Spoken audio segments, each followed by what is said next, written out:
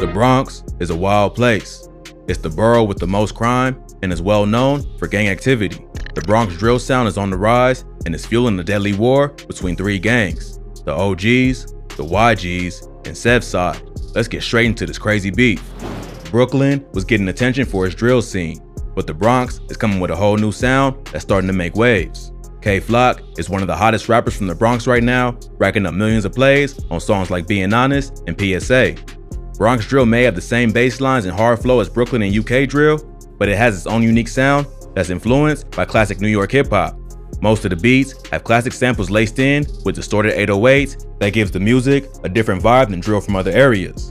K-Flock has been riding the wave with his new sound and has been building a buzz over the past few months. But his come up ain't just been all success. He also suffers from the pain and loss that comes with the street life, losing many friends to gun violence. K-Flock hopped off the curb at a young age and was on the block at like 12 years old. He started rapping because of his homie Dougie B, who's also a rapper and has been featured on multiple tracks. K-Flock's first official track was a remix of the 22G song Blicky Gang Freestyle, which he titled FTO. 22Gs then gave K-Flock a shout out in a recent interview showing love to the Bronx drill movement. In August 2021, he remixed Siggy Black's song Dishonest and called it Being Honest. That track quickly racked up millions of views and earned him a feature from G Herbo. There's also rumors that he recently signed a 7-figure deal and he's in a good position to take over the Bronx rap scene. But behind all of K-Flock's success is a deadly war that involves his own family members. He's from a blood set around East 187th Street in a hood known as Sevside. Sevside is made up of Mac Baller Brims and Sex Money Murder, and they cool with the Rollin' 80s Crips. Sevside beefs with other gangs in the area, including the OGs, or Original Goons, and the YGs, or Young Gunners. At first, these two was the same gang and controlled a few different projects around Cortlandt Ave, not far from Sevside. But one of the founders of the YGs crossed over another top member, so the dudes in his hood split off to form the OGs. Today, the YGs are one of the most hated gangs in the Bronx, and they beef with almost everyone.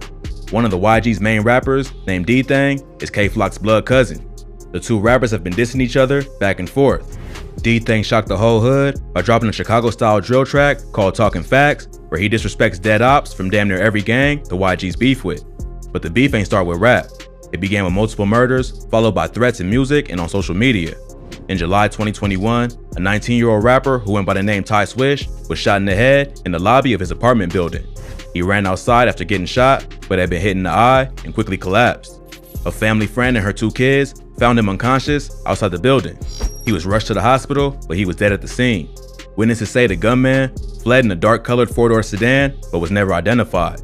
Friends and neighbors said Ty Swish was a good kid who never got in trouble, but he was allegedly from Sex Money Murder, and they would quickly even the score for his death. A few days later, 13-year-old Jerry Elliott was chased down and killed outside the Angels Cafe in the Belmont neighborhood of the Bronx. Jerry just graduated from junior high and was turning 14 later that month.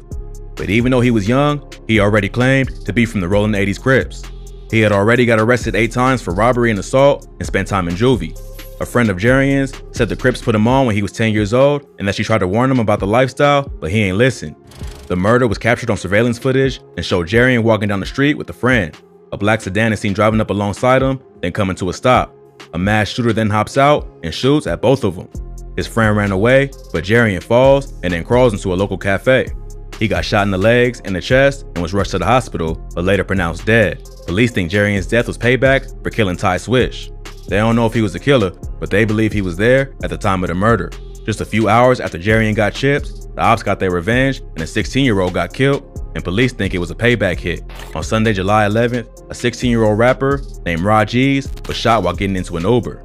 Rod G's was from the 800 YGs, and the shooting is believed to be retaliation for the murder of Jerry Elliott. Rod G supposedly made fun of Jerry's death on social media right after it happened, and the get back was immediate.